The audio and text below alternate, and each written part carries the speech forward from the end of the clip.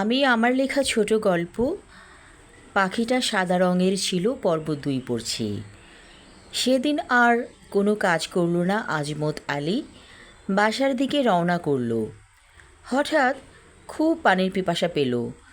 মনে হচ্ছে গলা শুকিয়ে কাঠ হয়ে যাচ্ছে। সামনে পরমাদের বাড়ি। বিধবা মহিলাটি থাকে বাবার সাথে। মা গত হয়েছে কয়েক বছর হলো।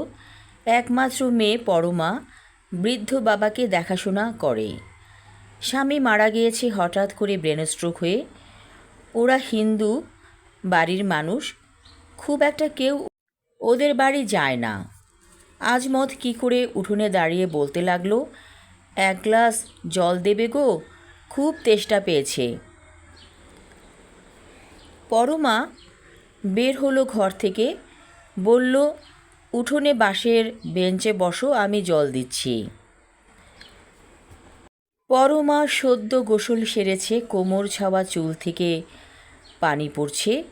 মেয়েটা অপূর্ব সুন্দরী, মনে হয় যেন দেবীর মতো দেখতে। ওর বাবা প্যারালাইসিস রোগী, বিছানা থেকে উঠতেও পারে না। তাকে কড়া ডোজের ঘুমের ওষুধ দেওয়া হয়েছে, ঘুমোচ্ছে এখনও।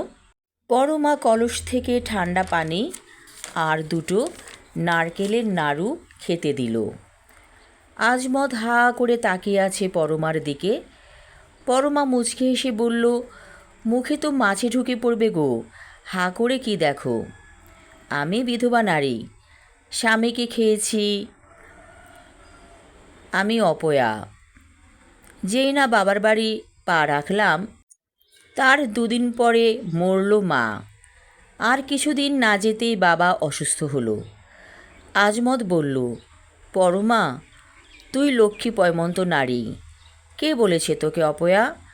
তোর যে রূপলাবণ্য ভগবান তোকে দিয়েছে, তা কিন্তু ভালোবেসেই তোকে দিয়েছে।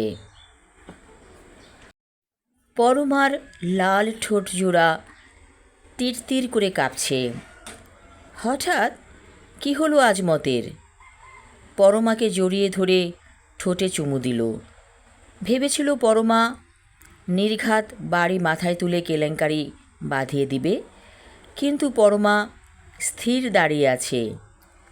বলল, ভালোই যদি বাসলে, তবে এসো আজ রাতে বাস ছাড়ে, আমি থাকব।